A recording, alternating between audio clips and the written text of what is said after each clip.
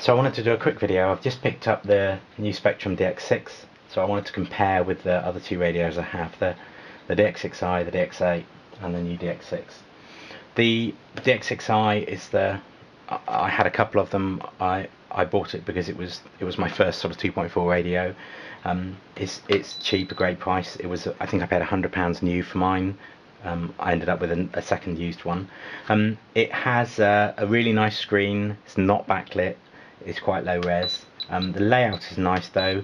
You get everything showing on one screen. So when you go into like travel adjust there, you can see all the channels all on one screen. Because this doesn't have a memory card slot, I used to write down all the settings so I had a backup, and it was really nice and easy to be able to do that. It only has 2 position switches, which was fine for electric helicopters and for planes. The sticks, people have complained about the feel of them.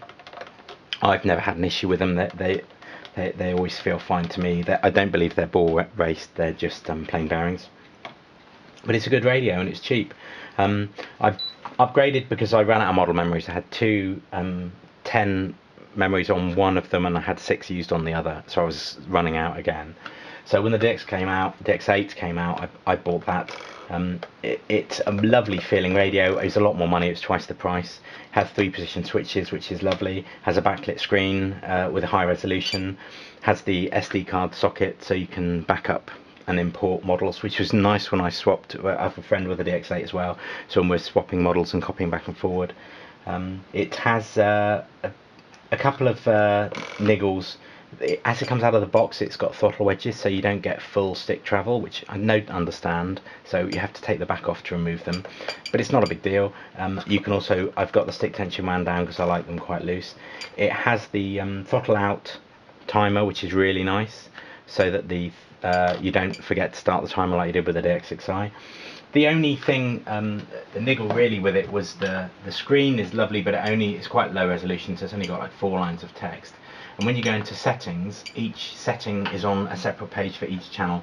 So for example, travel there, you've got a throttle on a page, then you have to flick to aileron, elevator. So you can't easily look at all your settings, which is a little bit annoying.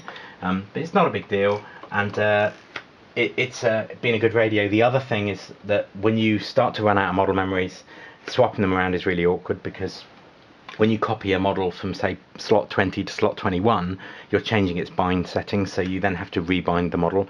So when I used to like to sort my helicopters at the bottom and then planes at the top and odds and ends at the very top, so every time I added a model it was awkward. And also 30 models I ran out, so I started swapping back and forth with the SD card, but every time you import one you have to rebind unless you've imported it into the same slot, which is hard to keep track of. So yeah, the DX6, the real bonus for me with it was the voice, because for FPV with goggles on, it's nice to have times announced. It has the spec on it, I think is amazing for the price. The current price of the DX6i with a receiver is about £120, and for the DX6 without the receiver I paid £132, so it's absolutely crazy good price. It's got a beautiful backlit screen. It's much higher resolution than the DX6, the DX8, so you get a lot more on the screen at once. So for example, with your throttle settings, you've got all your channels in one screen, yeah, ATV that is, and then subtrim the same, and then servo reverse the same, so you can just quickly glance and see where you are with everything. Also, you've still got your monitor screen on the left, so it shows all your output positions, which is really nice. The other thing that's really good is you can manage more models. So it's got a 250 model memory, it's got the SD card slot so you can import and export, and the model names can be longer. So with the DX8 I think you were limited to 8 characters for model names. It was quite short, so it used to be quite annoying. With this you can have much longer names, so I think it's something like 20 or 30 characters.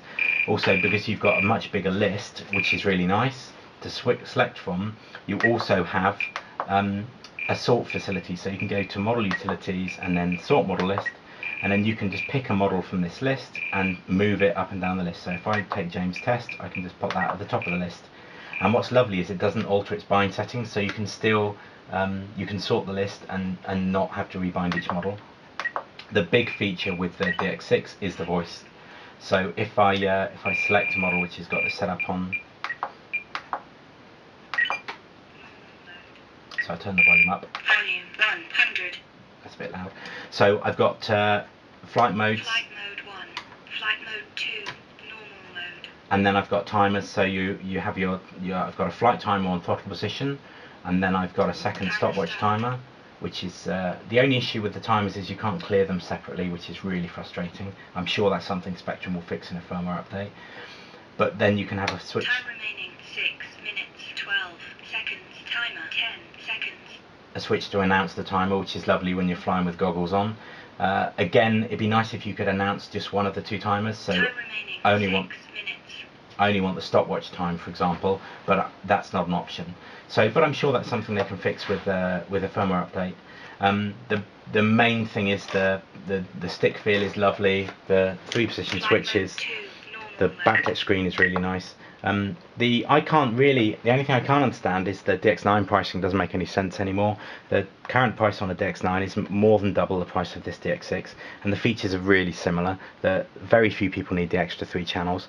Of all the models I've got, planes, gliders, helicopters, quads, I have one that needs 7 channels, and that's the Phantom with the gimbal.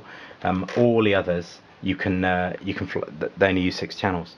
So to me, I think the DX9 price has to come down a bit because it's just it's such a crazy jump. And I appreciate the DX18 is a huge jump up again, but that is the sort of flagship radio, and people I think are paying for that status. So anyway, I hope that's useful.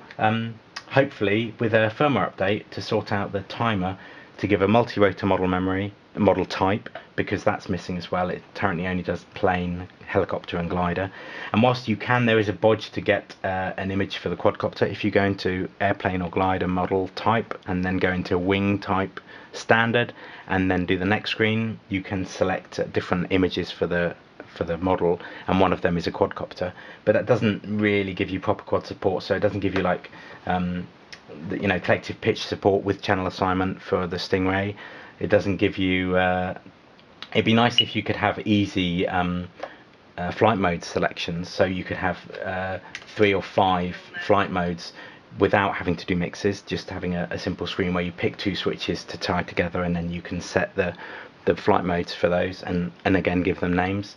But all those things are really easy to add with firmware updates. I mean, the main thing I think is the fact that it's got the backlit screen, the fact that it's got 3-position switches, and it's got lovely sticks.